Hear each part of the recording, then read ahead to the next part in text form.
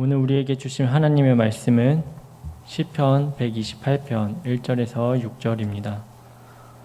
여호와를 경외하며 그의 길을 걷는 자마다 복이 있도다. 내가 내 손이 수고한 대로 먹을 것이라.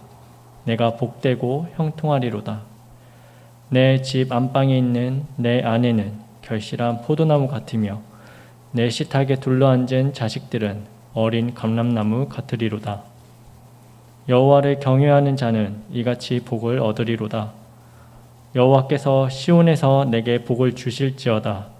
너는 평생에 예루살렘의 번영을 보며 내 자식의 자식을 볼지어다.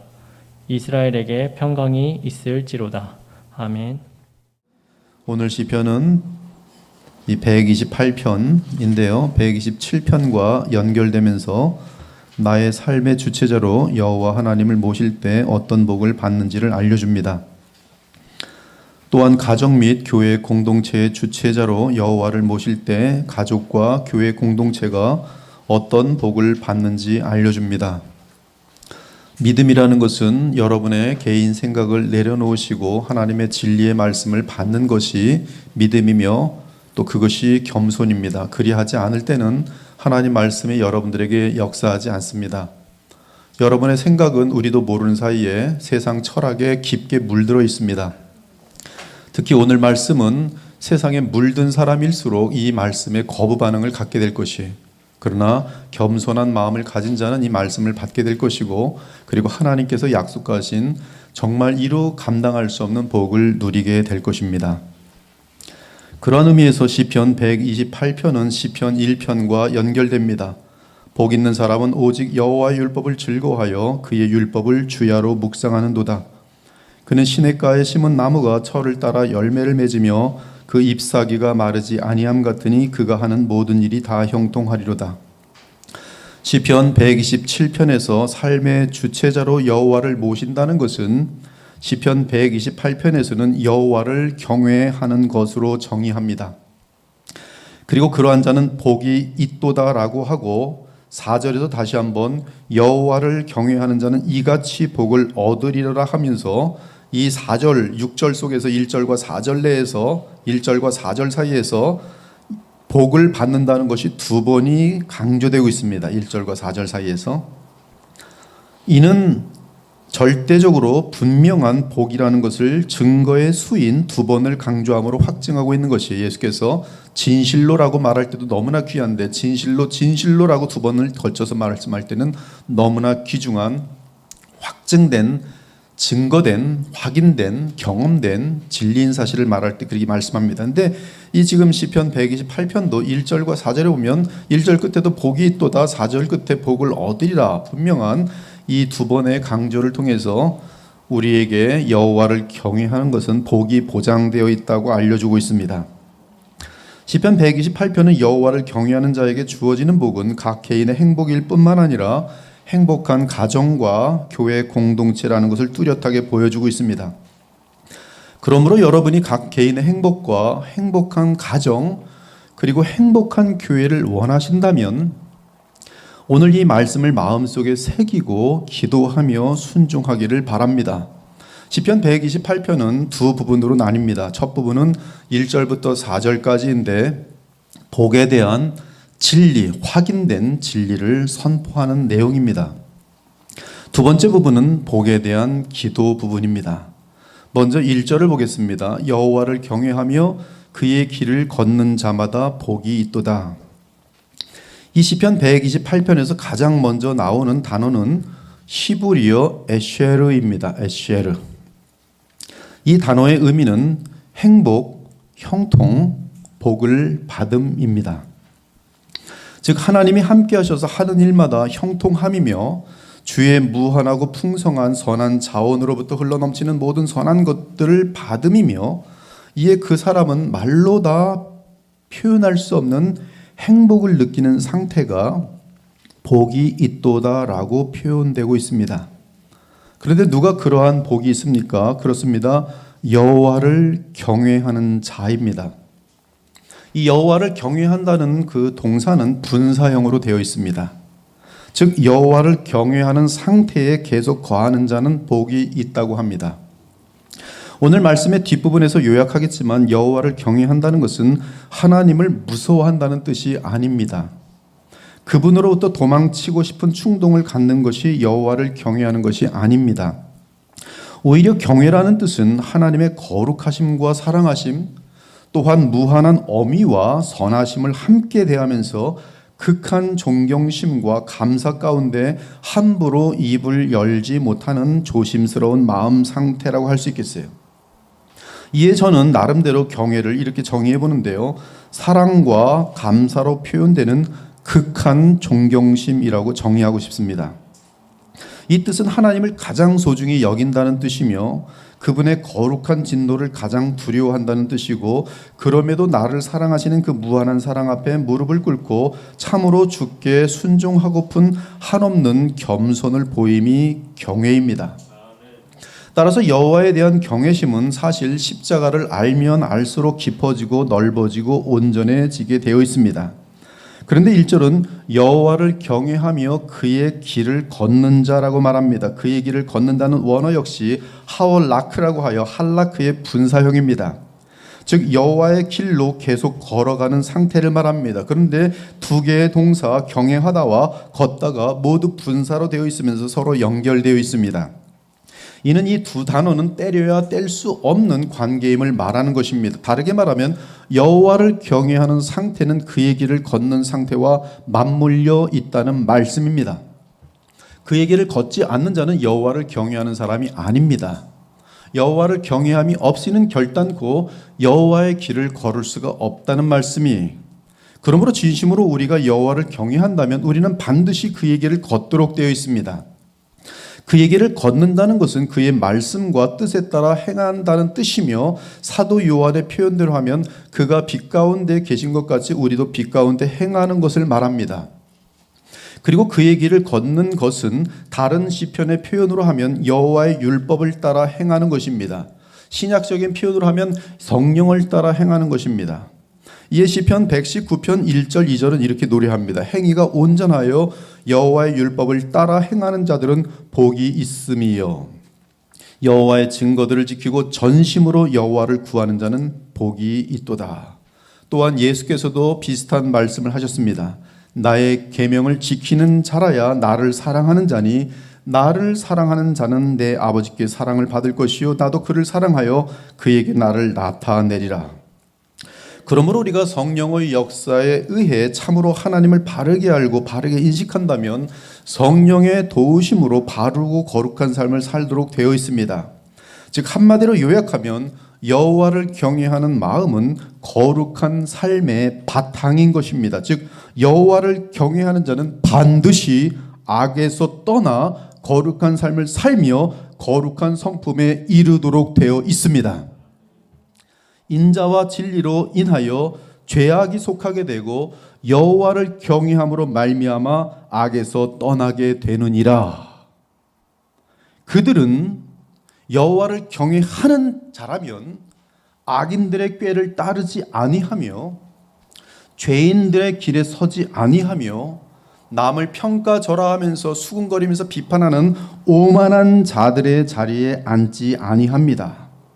사랑하는 여러분, 여호와를 경외하는 마음은 이처럼 거룩한 삶을 살도록 되어 있고 그러한 삶에는 주께서 함께 하시기 때문에 복이 있습니다.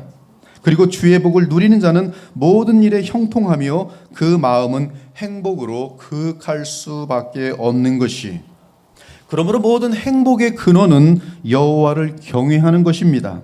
모든 지혜의 근원은 여호와를 경외하는 것이, 여호와를 경외하는 것이 지혜의 근본이요 거룩하신 자를 아는 것이 명철이니라. 여호와를 경외하는 자는 그 이름이 하나님의 기념책에 기록됩니다. 여호와를 경외하는 자는 보상으로 재물과 영광과 생명을 얻습니다. 생명은 구원을 뜻합니다. 생명을 얻지 못했다는 것은 재앙을 당하여 멸망당한다는 뜻입니다. 그런데 여호와를 경외하는 것은 생명을 보장합니다. 여호와를 경외하는 것은 사람으로 생명에 이르게 하는 것이라. 경외하는 자는 족하게 지내고 재앙을 당하지 아니하느니라. 여호와를 경외하는 것은 생명의 셈이니 사망의 그물에서 벗어나게 하느니라.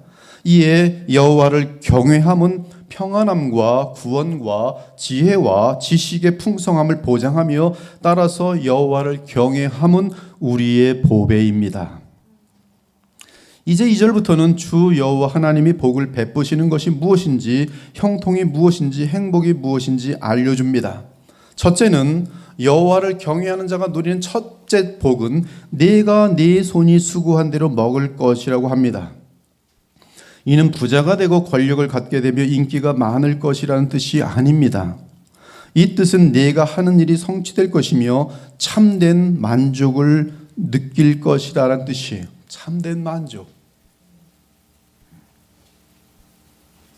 더 쉽게 말하면 헛수고를 하지 않고 영원한 보람을 누릴 것이라는 말씀입니다. 창세기 2장 15절을 보면 하나님은 죄가 들어오기 전에 아담에게 일을 맡기시는 것을 볼 수 있습니다.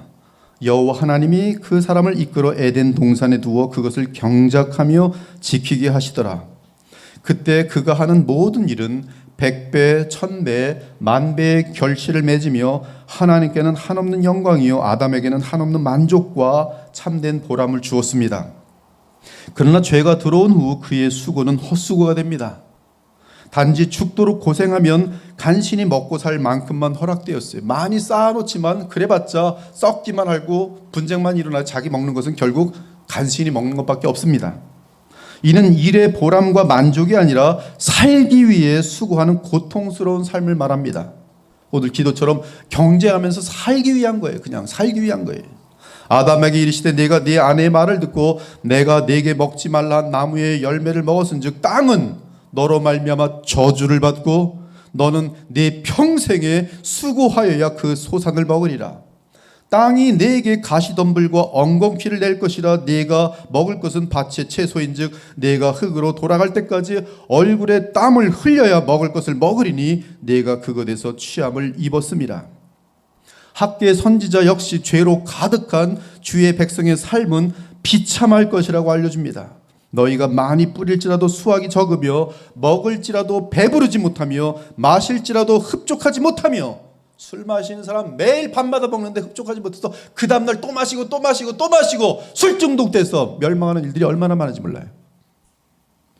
마실지라도 흡족하지 못하며 입어도 따뜻하지 못하며 일꾼이 삭슬 받아도 그것을 구멍 뚫어진 전대에 넣음이 되느니라.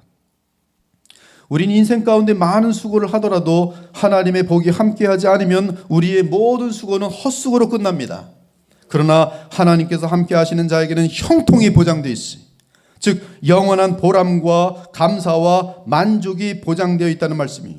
저는 제 인생 가운데 주 여호와 하나님을 경외하는 자들이 후회하는 것을 본 적이 없습니다. 죽는 그 순간 천성을 바라보며 무한한 영광과 참된 만족 가운데 세상을 떠나는 것을 보았습니다. 즉 그들은 삶에 있어서 최종적으로 형통한 것이. 사랑하는 여러분, 형통이라는 단어가 얼마나 아름다운 것입니다. 보통 형통은 인내하는 자들에게 주어집니다. 인내 없는 사람은 중간에 가다가 때려쳐요. 그래서 형통하지 못해요. 주님 바라보면서 성령과 함께 인내하는 자들은 형통을 마침내 봅니다.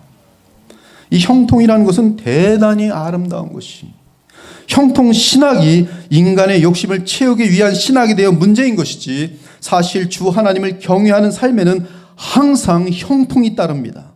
위험할 때 도움이 오고 어리석은 공동체를 살려내며 하늘의 지혜가 늘 함께하여 하는 일마다 분명하고 잘 풀리고 좋은 결실을 내고 사람들의 마음을 감동시킵니다.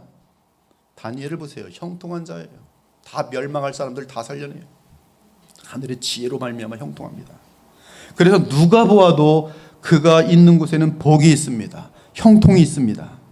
하지만 형통은 고난이 없다는 것을 뜻하지 않습니다. 이것을 잘 알아야 돼요. 형통은 고난과 함께합니다. 형통은 어떠한 상황에서도 주의 뜻이 내 삶에 이루어진다는 의미입니다. 그리고 그 뜻이 이루어지면 놀랍게도 우리에게는 영원한 만족과 영광과 보람이 보장되는 것이. 구약을 보면 요셉의 경우 그는 하나님을 경외함이 평생에 있었습니다. 이에 주 여호와 하나님은 늘 그와 함께 하십니다. 그는 참으로 많은 고생을 합니다. 보디발의 아내의 그 사악한 여인의 거짓말 때문에 억울한 감옥살이를 하죠. 얼마나 비참합니까? 형들이 질투해가지고 이 구덩이에 파놨다가 상인들에게 또 애굽으로 가서 또 노예로 팔리고 얼마나 고생을 많이 합니까? 참으로 많은 고생을 평생 고생해. 그런데 늘 형통합니다. 여호와께서 요셉과 함께 하심으로 그가 형통한 자가 되어 그의 주인 애굽 사람의 집에 있으니 그의 주인이 여호와께서 요셉과 함께 하심을 보며 또 여호와께서 그의 범사에 형통하게 하심을 보았더라. 즉 요셉이 하는 일은 보람이 결실이 있고 믿을만하고 사고가 없고 또 누가 보아도 형통함이 있었어요. 간수장이 옥중 제수를 다 요셉의 손에 맡김으로 그 재반 사물을 요셉이 처리하고 간수장은 그의 손에 맡긴 것을 무엇이든지 살펴보지 아니하였으니 이는 여호와께서 요셉과 함께 하심이라. 여호와께서 그를 범사에 형통하게 하셨더라. 그러므로 여호와를 경외하는 자는 요셉처럼 하나님의 복의 챗널이 되어 주변 모든 사람들에게 복이 되고 기쁨이 되고 풍성함이 되는 것입니다. 요셉의 형통함이 어느 정도였으며 그 영향력은 어디까지 나타났습니까? 온 세상이 굶어 죽는 것을 막아낼 정도로 형통했어요.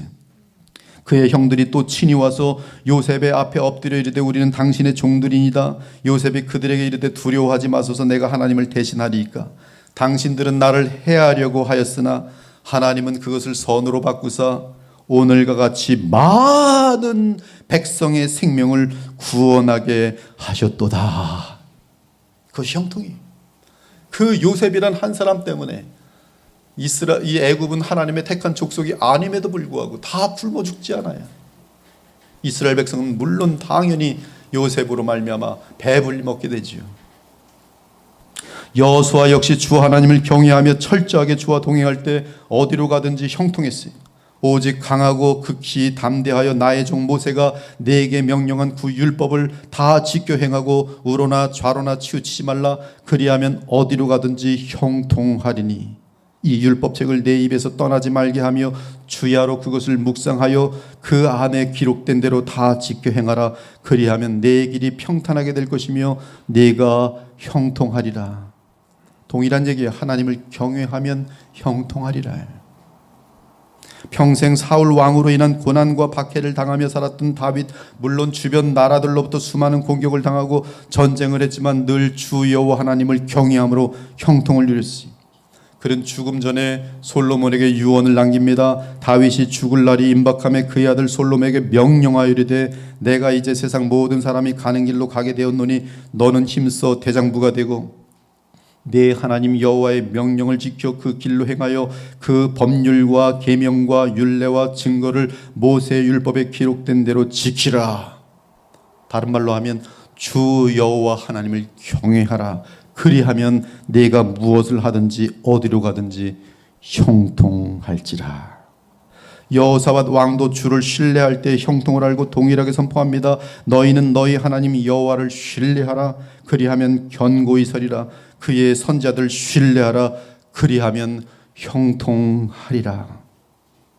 그러므로 본문 2절은 우리가 여호와를 경외하며 그의 길을 걷는다면 우리가 하는 모든 일 가운데 복을 받을 것을 알려준 것입니다. 네가 네 손이 수고한 대로 먹을 것이라. 네가 복되고 형통하리로다. 이 얼마나 아름다운 약속이 헛수고가 되지 않고 언제나 우리의 수고가 영원한 보람을 안겨주도록 하신다는 하나님의 약속이 얼마나 감사한 약속입니까? 주 하나님은 살아계십니다. 참으로 주 여호와 하나님을 경외하기 바라며 그의 길을 걷기 바랍니다. 그러면 호흡이 마치는 순간까지 우리 주 살아계신 하나님은 여러분을 실망시키지 않으실 것입니다.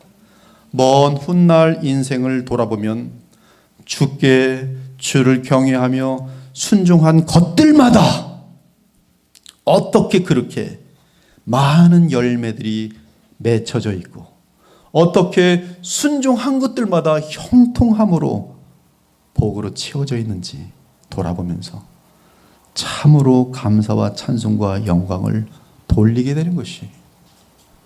저는 한 30년 전인가 주일학교에서 고등부를 열심히 신실하게 가르쳤어요.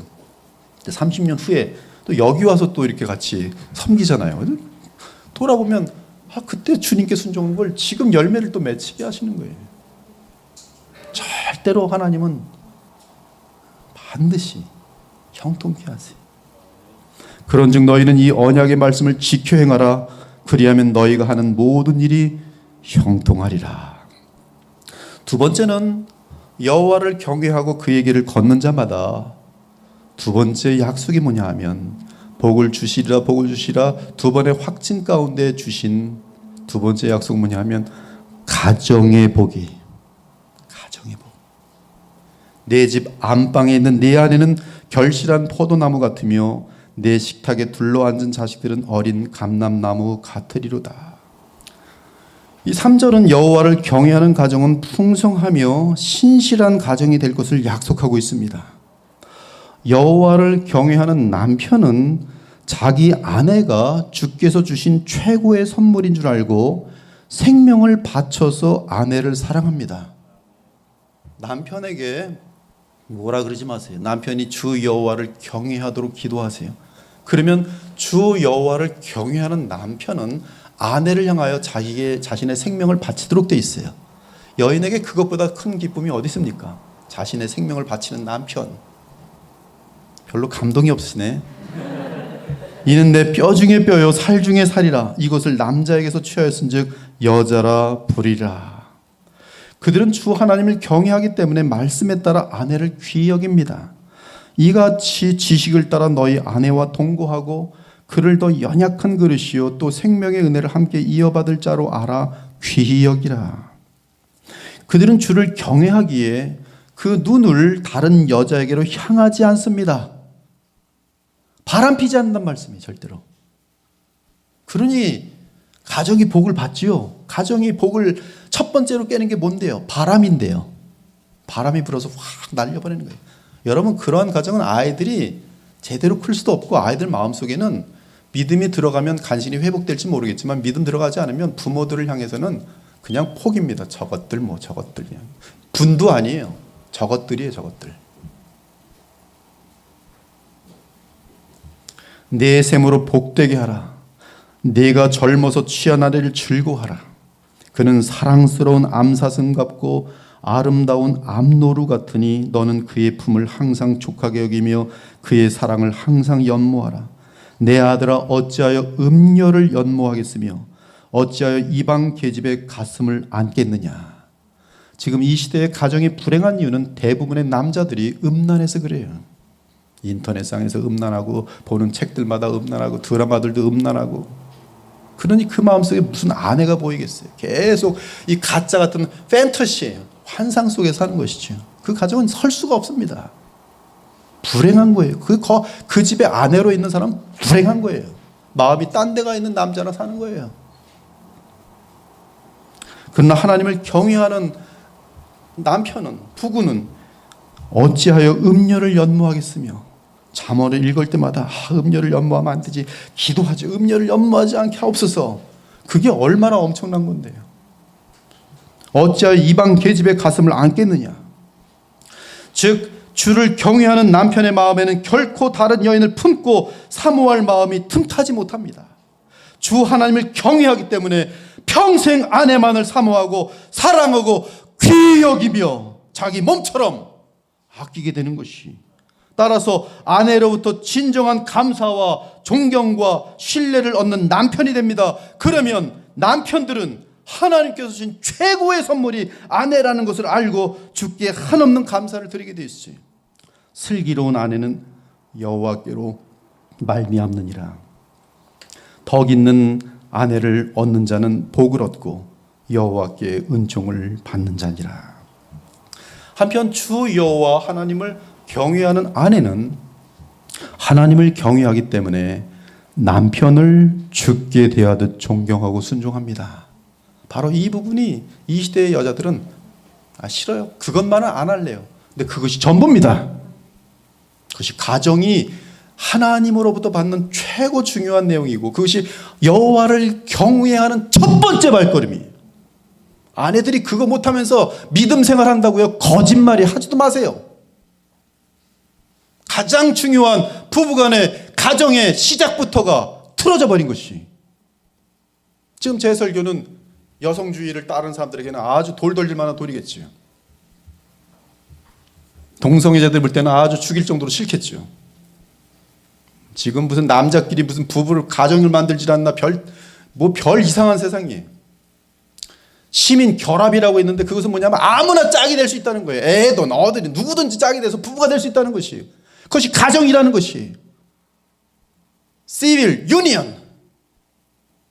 2000년 21세기 들어와서 전 세계를 휩쓸고 있습니다. 이제 조만간 한국에도 첫 번째가 시빌 유니언, 즉 동반자 관계라는 것인데요. 멋있는 하나 시빌, 시민이라 그러니까 아무 생각도 없지요. 동성애자들이 가족, 또 레즈비언들이 가족 만드는 거, 아이들과 30대 50대 차이가 나는데 가족 만드는 게 다 허용되는 거예요. 좀 더 나가면 나중에 짐승하고도 가족 만들까 그럴 거예요. 나는 개랑 결혼할 테니까 가정 허락해 주십시오. 실적으로 동물들하고 결혼한 사례들이 많습니다.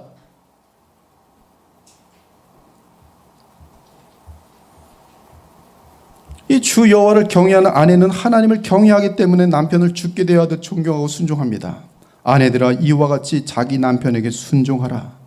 너희의 단장은 머리를 꾸미고 굼을 차고 아름다운 옷을 입는 외모로 하지 말고 오직 마음에 숨은 사람을 온유하고 안정한 심령에 썩지 아니할 것을 알아. 이는 하나님 앞에 값진 것이니라.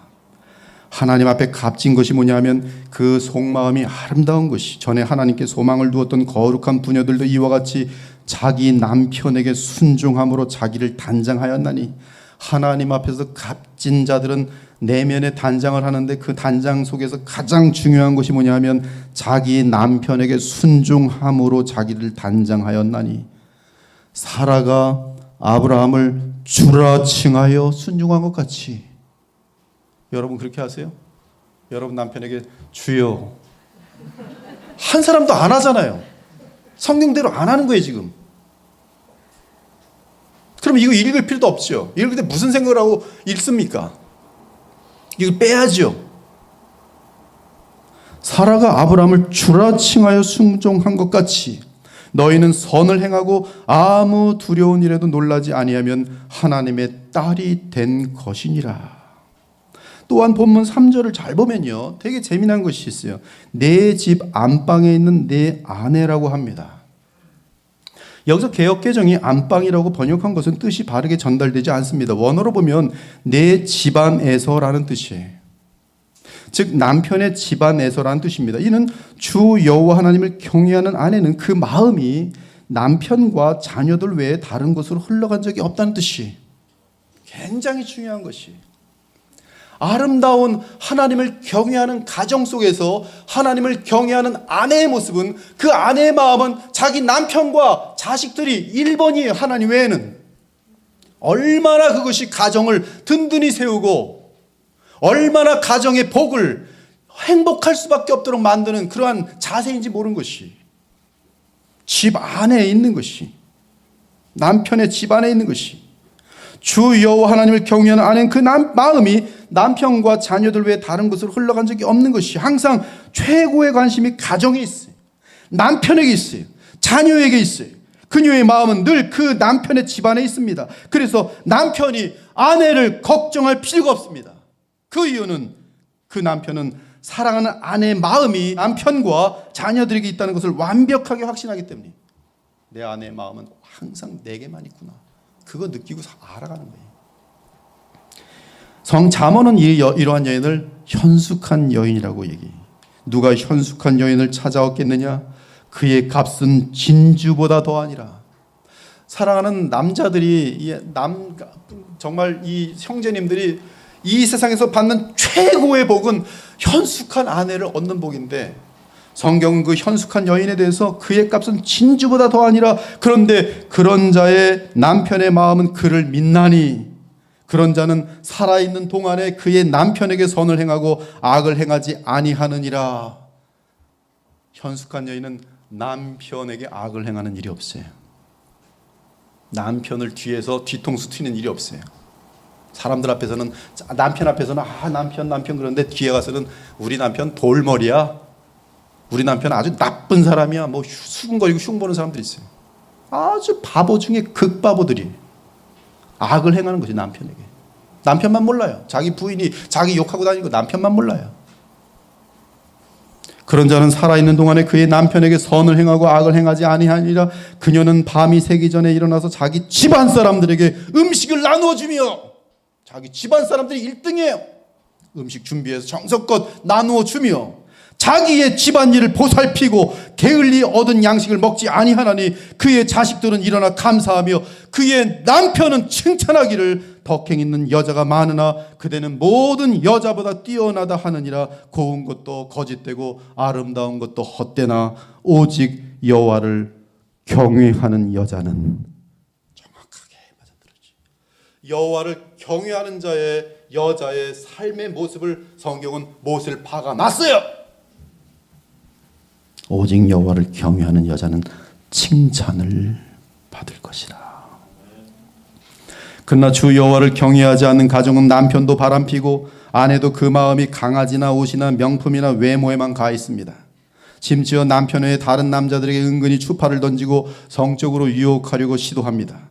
이때 그 모습은 잠언의 음녀 기생과도 동일합니다. 즉 주 여호와 하나님을 경외하지 않는 여인의 마음은 늘 남편과 자녀가 있는 가정이 아니라 가정 저 밖의 이상한 남자들과 연예인들과 세상에 썩어질 자랑이 있어요. 그때 기생의 옷을 입은 간교한 여인이 그를 맞으니 이 여인은 떠들며 완악하며 그의 발이 집에 머물지 아니하여 어떤 때에는 거리, 어떤 때에는 광장, 또 모퉁이마다 서서 사람을 기다리는 자라. 그 여인이 그를 붙잡고 그에게 입맞추며 부끄러움을 모르는 얼굴로 그에게 말하되 내가 화목제를 드려 서원한 것을 오늘 갚았노라. 이러므로 내가 너를 맞으려고 나와 네 얼굴을 찾다가 너를 만났도다. 내 침상에는 요와 애굽의 문이 있는 이불을 폈고 몰약과 침향과 계패를 뿌렸노라. 오라, 우리가 아침까지 흡족하게 서로 사랑하며 사랑함을 희락하자. 남편은 집을 떠나 먼 길을 갔는데 얼마나 뒤통수를 때리는 악한 여자입니까? 남편은 자기를 위해서 돈 벌러 나가고 있는데 하나 붙잡아 놓고서 자기의 쾌락과 정욕을 채우려고 이 사람한테 말하는 거예요. 비밀을. 남편은 지금 멀리 갔어. 걱정하지 마.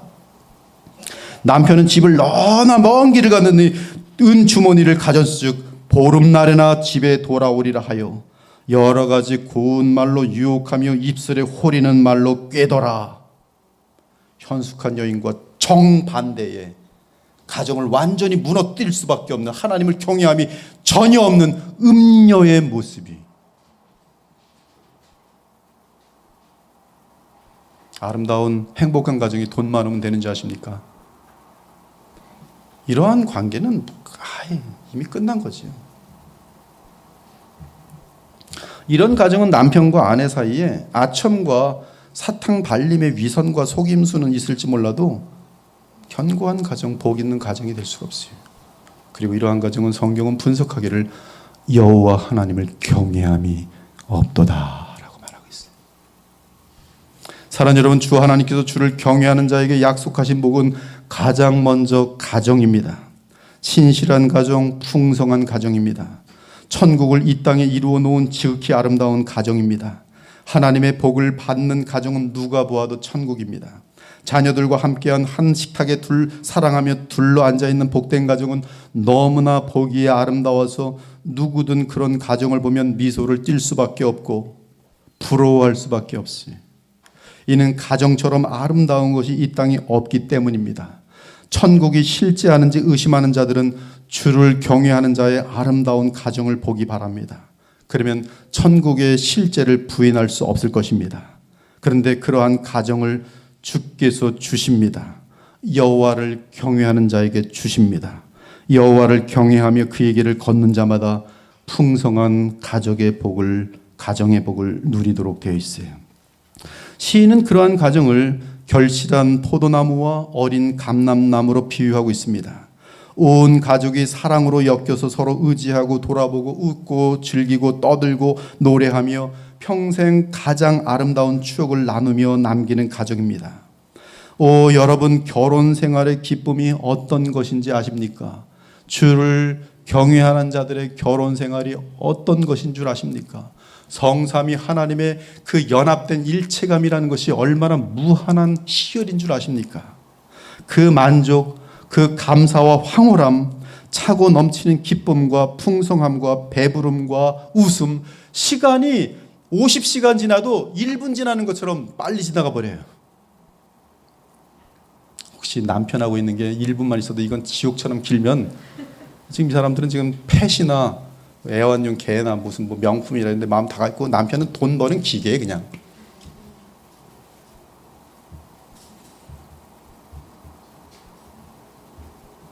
나아가 그러한 결혼을 통해 주께서 주신 자녀들과 함께 꾸린 가정은 이 세상의 언어로 다 표현할 수 없는 어마어마한 기쁨과 감사와 사랑과 화평과 풍성함이 넘치는 곳입니다.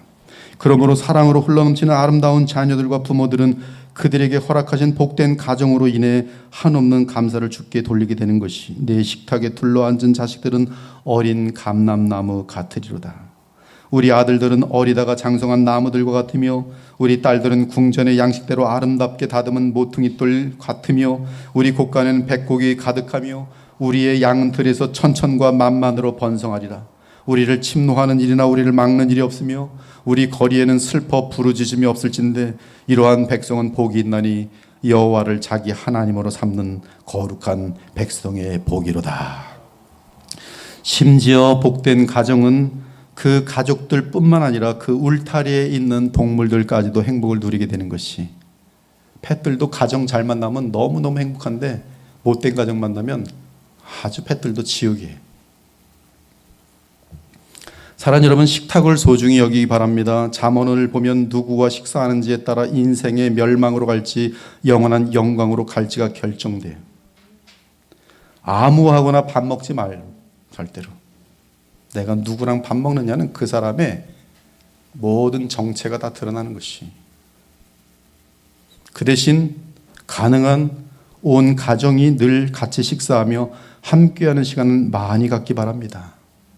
그들도 때가 되면 가정을 꾸려요. 그러면 함께할 수 있는 시간이 그때는 없어지는 것이. 왜? 거기도 또 다른 가정이 서야 되기 때문에. 자녀들 앞에서 절대로 싸우지 말고, 제가 인생 가운데 배운 지혜입니다.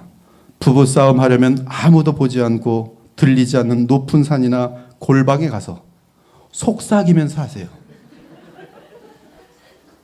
그리고 식탁에서는 그러고 싶지 않아도 자녀들이 있으면 서로 음식을 떼서 먹여주고, 그리고 섬기세요. 그러면 아이들은 엄마 아빠의 모습을 보면서 평안하고 긍지를 갖게 돼 있어요. 그리고 행복을 느껴요. 하나님을 닮아가는 아버지, 아내, 그리고 자녀들, 그러한 가정은 주 여호와 하나님을 경외하며 그의 길로 행하는 자들로 구성된 가정으로서, 그런 가정이 이 땅에 존재하는 것 자체가 바로 하나님의 나라가 이 땅에 서는 것이. 멋있게 하나님의 나라, 하나님 나라 말하지 마십시오. 여러분 가정이 그 자체가 이러한 아름다운 가정으로 복을 받을 때 이미 그 자체가 하나님 나라예요. 이에 4절은 여호와를 경외하는 자는 이같이 복을 얻으리로라라고 확인해주고 있는 것이, 사랑하는 여러분, 이처럼 주를 경외하는 자가 누리는 복이 얼마나 아름다운지요. 그런데 이러한 복이 보장되어 있어요. 보장되어 있어요. 더 나아가 이런 복은 이 땅에서 끝나지 않는 복입니다.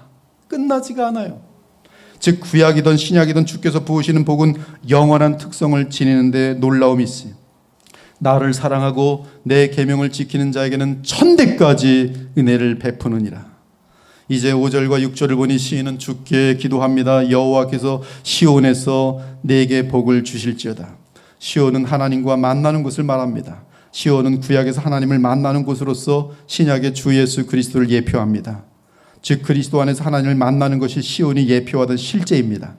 이에 우리는 구약의 표현으로 시온에서 복을 받는 것을 새 언약 시대의 우리로서는 그리스도 안에서 복을 받는다고 말하면 정확합니다. 그런데 예표이며 단지 그림자였던 시온에서도 하나님의 복을 받았다면 하나님의 아들이 이 땅에 오셔서 우리의 영원한 시온이 되셨으니 그분 안에서 받는 하나님의 복은 얼마나 확실하겠습니까? 자기 아들을 아끼지 아니하시고 우리 모든 사람을 위하여 내주신 이가 어찌 그 아들과 함께 모든 것을 우리에게 주시지 아니하겠느냐. 하나님께서 새 언약 시대에 주신 최고의 복은 성령이십니다. 그 이유는 성령 안에 하나님의 나라 천국이 담겨 있기 때문입니다. 하나님의 나라는 먹는 것과 마시는 것이 아니 오직 성령 안에 있는 의와 평강과 희락이라. 이로써 그리스도를 섬기는 자는 하나님을 기쁘시게 하며 사람에게도 칭찬을 받느니라. 그러므로 우리는 어떤 상황에서든 어떤 사건에서든 어떤 만남에서든 그리스도 예수 안에서 성령으로 말미암아 하나님의 나라를 누릴 수 있어요. 제가 지금까지 인생을 살아오면서 만나본 자들, 그리고 책을 통해 접한 모든 사람들의 간구, 성경의 인물들과 교회사의 인물 등을 통해 내린 결론은 주 여호와를 경외하며 그의 길을 걸어간 자들마다 그들이 먼 훗날 자신의 삶을 돌아볼 때 한 사람도 예 없이 동일한 고백을 하는데, 어떤 고백이냐면 내 평생의 선하심과 인자하심이 반드시 나를 따르리니 내가 여호와의 집에 영원히 살리로다. 내 잔이 넘치나이다. 그러면서 이렇게 노래합니다. 보라, 밤에 여호와의 성전에 서 있는 여호와의 모든 종들아 여호와를 송축하라. 천지를 지으신 여호와께서 시온에서 내게 복을 주실지어다. 여호와를 찬송하라. 여호와는 선하시며 그의 이름이 아름다우니 그의 이름을 찬양하라. 여호와께서 자기를 위하여 야곱 곧 이스라엘을 자기의 특별한 소유로 택하셨음이로다. 또한 6절을 보니 이 짧은 구절에 참 내용도 많죠. 여호와를 경외할 때 보너스로 오는 복도 따라오는데, 손주를 보며 후손을 본다는 사실이 네 자식의 자식을 볼지어다. 근데 어떤 자식들입니까? 동일하게 주 여호와 하나님을 경외하며 그의 길을 걷는 자식과 그 자녀들입니다. 즉 대대로 하나님을 사랑하며 함께하는 가정이, 그러한 가정이 후손들까지도 계속 이어지는 복이, 그래서 다 같이 죽음 위에도 천국에서 다 같이 만나는 복이, 이보다 더 큰 아름다운 복이 어디 있어요? 손자는 노인의 면류관이요 아비는 자식의 영환이라. 디모데를 얻은 외조모 로이스의 마음이 어떠했을까요? 그의 어머니 유니게는 어떠했겠습니까? 이는 내 속에 거짓이 없는 믿음이 있음을 생각함이라. 이 믿음은 먼저 내 외조모 로이스와 내 어머니 유니게 속에 있더니 내 속에도 있는 줄을 확신하노라. 할머니가 손주 디모데를 볼 때 얼마나 그 믿음 있는 아들을 보면서 얼마나 하나님께 감사와 찬송과 영광을 돌리겠어요. 룻기를 보면 인생 험난한 인생을 살아온 나오미가 하나님을 발견하게 되면서 하나님을 경외하는 삶으로 철저하게 돌아옵니다. 내 나오미에게 어떤 복이 주어지는지 아십니까? 손주가 태어난데 오벳의 이름이 오벳. 그리고 오벳은 다윗의 아버지인 이새의 아버지가 됩니다. 여인들이 나오미에게 이르되 찬송할지어다. 여호와께서 오늘 내게 기업 물을 자가 없게 하지 아니하셨도다. 이는 내 생명의 회복자이며 내 노년의 봉양자라. 곧 너를 사랑하며 일곱 아들보다 귀한 네 며느리가 낳은 자로다 하니라.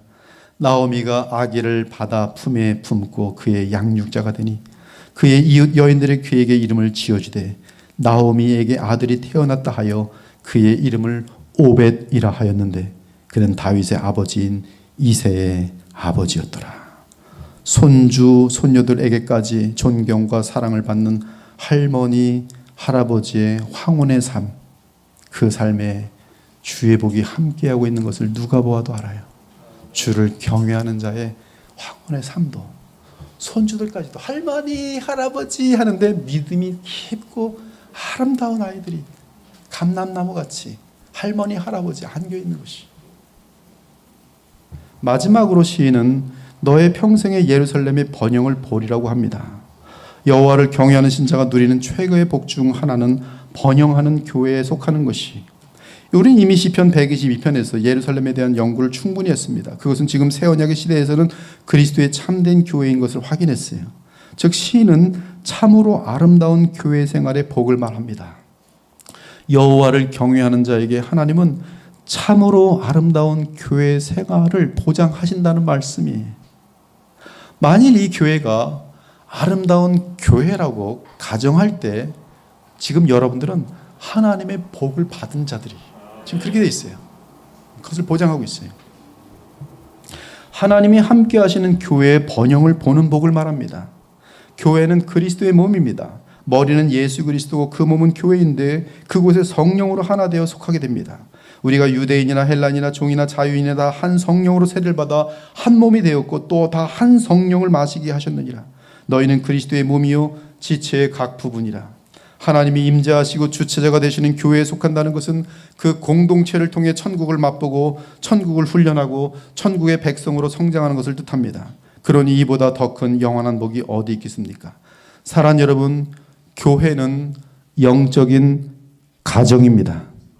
하늘의 권속이 가정을 떠나지 않기 바랍니다. 그것은 가출이며 가출하는 즉시 밖에는 마귀가 우글거리며 기다리고 있다가 곧바로 낚아챌 것입니다. 마음에 안 들고 시험에 들어도 교회 안에서 이겨내고 주를 바라보며 주를 경외하면 반드시 그리스도를 닮는 복과 지혜와 풍성함을 얻게 될 것이, 이는 교회는 하나님이 이 땅에 천국을 맛볼 수 있도록 세우신 가장 귀한 영적 공동체이기 때문입니다. 내가 이 반석 위에 내 교회를 세우리니 음부의 권세가 이기지 못하리라. 내가 천국 열쇠를 내게 주리니 내가 땅에서 무엇이든지 풀면 매면 하늘에서 매일 것이요 내가 땅에서 무엇이든지 풀면 하늘에서 풀리라. 하나님이 자기 피로 사신 교회라. 하나님의 능력이 그리스도 안에서 역사하사 죽은 자들 가운데서 다시 살리시고 하늘에서 자기의 오른편에 앉히사 그를 만물 위에 교회의 머리로 삼으셨느니라. 교회는 그의 몸이니 만물 안에서 만물을 충만하게 하시는 이의 충만함이라. 하나님의 교회가 든든히 설 때 교회는 제사장의 역할을 감당하고 있기 때문에 주변 사람들까지 애굽 사람들처럼 복을 얻도록 되어 있는 것이죠. 지금 대한민국이 세상에서 그래도 잘 나가고 있는데요, 저는 분명히 알고 있어요. 그래도 한국에 주의 백성들 때문에 대한민국이 복 받고 있는 거예요. 충만함 가운데 충만함. 이는 이제 교회로 말미암아 하늘에 있는 통치자들과 권세들에게 하나님의 각종 지혜를 알게 하려 하심이라. 하나님의 각종 모든 지혜를 언제 할 수 있는가? 교회 생활을 통해서 할 수 있어요. 이 집은 살아계신 하나님의 교회요 진리의 기둥과 터니라. 마지막으로 여호와를 경외함이 모든 복과 행복과 형통의 비결인데, 그러면 여호와를 경외함이란 지금 우리 새언약 시대에 우리에게는 무엇을 의미하는지 정확하게 확인하고 말씀을 마치도록 하겠어요. 새 언약 시대엔 지금 우리가 새 언약의 핵심인 십자가를 놓치면 주를 경외하는 것이 무엇인지 알 수 없습니다. 또한 주를 경외하는 것도 불가능합니다. 그러므로 십자가를 모르는 자들은 주를 경외한다는 것이 자기네들 멋대로 생각합니다. 그래서 복음을 놓친 상태에서 하나님을 경외하라 그러면 율법주의에 빠지거나 아니면 금욕주의 및 신비주의에 빠지게 됩니다. 또는 이미 말한 것처럼 하나님을 무서워하는 존재로 해서 자꾸 도망가고 하나님께 오면 뭐랄까 눈치 보는 거죠. 혹시 때릴 그걸 경외인지 알아요. 십자가를 몰라서 그래요. 우린 십자가에 달리신 주 예수 그리스도를 통해 죄를 향해 진노하시며 공의로 심판하시는 주 하나님의 거룩하심을 보게 됩니다. 우린 주님의 거룩하심과 공의로우심을 보게 되면서 피할 길이 없어서 두려워 떨게 됩니다. 하나님의 거룩함과 공의로움에 대한 두려움은 지옥에 대한 두려움만큼 큽니다. 참으로 거룩하신 주 하나님의 실체를 느끼면 말로 감당할 수 없는 두려움을 체험하게 됩니다. 이때 우리가 하나님의 은혜 가운데 예수님의 십자가의 예수님을 통해 동시에 발견하게 되는 것은 거룩을 요구하시는 하나님은 또한 무한한 사랑을 가지신 분이라는 사실이, 주 하나님은 자신의 아들까지 아끼지 아니하시고 우리를 대신하여 죗값을 치르게 하셨습니다. 이때 하나님의 거룩하심 앞에서 두려움을 느끼던 우리들은 하나님의 무한한 사랑을 보게 되면서 하나님 앞에 서게 됩니다. 이처럼 하나님 앞에서 두 가지의 감정을 공존하여 느끼는 것이 바로 하나님을 향한 경외심이, 즉 십자가의 도를 통해 하나님의 지극한 거룩하심과 지극한 사랑하심을 깨닫게 되면 우리는 하나님을 향하여 무한한 사랑과 감사와 함께 존경심을, 극한 존경심을 갖게 되는 것이, 그리고 죄에 대해서 두려워할 수 있게 되는 것이, 이처럼 복음을 바르게 알고 깨달은 자들은 반드시 나타나는 신앙 자세가 주 여호와 하나님을 경외하는 것입니다. 그들은 자신의 죄악을 보면서 나야말로 지옥불에 합당한 죄인이다라고 진정으로 인정하며 이 세상에 당하는 모든 고통을 마땅한 처우라고 생각하면서 십자가와 우리 주 예수 그리스도의 대제사장 역할을 의지하여 하나님의 자비를 구하게 됩니다. 그리고 거룩하신 하나님을 만나 뵙고 새롭게 일어서게 됩니다. 이때 그가 일어설 수 있도록 받은 풍성한 은혜와 복은 자신의 의로움 때문이 아니라 오직 그리스도 예수 안에 있는 하나님의 사랑 때문인 것을 고백하게 됩니다. 그때 그 마음에 주를 향하여 무한한 감사와 존경과 사랑이 한량없이 깃들게 된 것이 새 언약 시대에 사는 주의 백성들이 주를 향한 경외함이 나타나는 핵심 내용인 것이. 그러므로 복음 안에서 하나님을 경외하는 것을 배운 자들마다 이렇게 고백합니다. 오 죽을 죄인, 지옥에 합당한 이 죄인, 그럼에도 십자가에 달리신 예수 그리스도로 인한 주의 은혜와 자비로 사랑으로 이렇게 구원 얻게 되었도다. 우리 주의 은혜가 그리스도 예수 안에 있는 믿음과 사랑과 함께 넘치도록 풍성하였도다. 믿보다 모든 사람들이 받을 만한 이 말이요, 그리스도 예수께서 죄인을 구원하시려고 세상에 임하셨다 하였도다. 여기서 무슨 고백을 하는지 아십니까? 죄인 중에 내가 괴순이라. 그러나 내가 국류를 입은 까닭은 예수 그리스도께서 내게 먼저 일체 오래 참으실 보이사 후에 주를 믿어 영생 얻는 자들에게 본이 되게 하려 하심이라.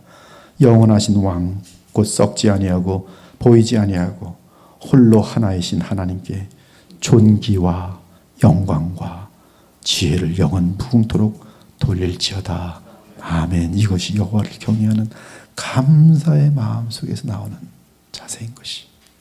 그리스도께서 우리를 위하여 저주를 받은 바 되사 율법의 저주에서 우리를 속량하셨으니 기록된 바 나무에 달린 자마다 저주 아래에 있는 자라 하였습니다.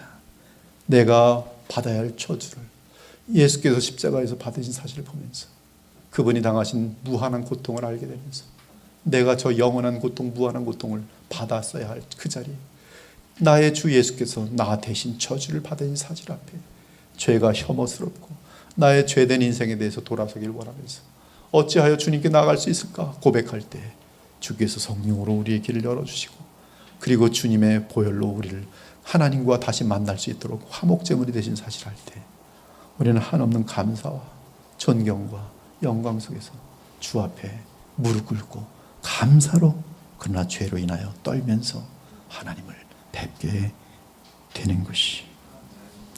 복음을 통해 주께서 주시는 복이 얼마나 큰지 확인하면서 더욱 복음 안에 머물며 주 하나님을 경외하는 저와 여러분이 되어서 여러분의 남은 삶이 오늘 시편 128편이 보장한 세 가지의 복, 형통의 복, 가정의 복, 주의 영적인 공동체의 복을 한량없이 누리시는 저와 여러분 되시기를 우리 주 예수 그리스도 이름으로 축원합니다. 아멘.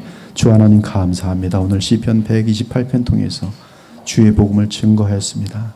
하나님 오늘 말씀을 통해서 오늘 예배드린 모든 발걸음들마다 남은 삶에 주께서 예비하신 보장된 행복을 놓치지 않고 누리는 아름다운 주의 자녀들 다 되게 하여 주시옵소서. 살아계신 우리 주 예수 그리스도 이름으로 기도 올려옵나이다. 아멘.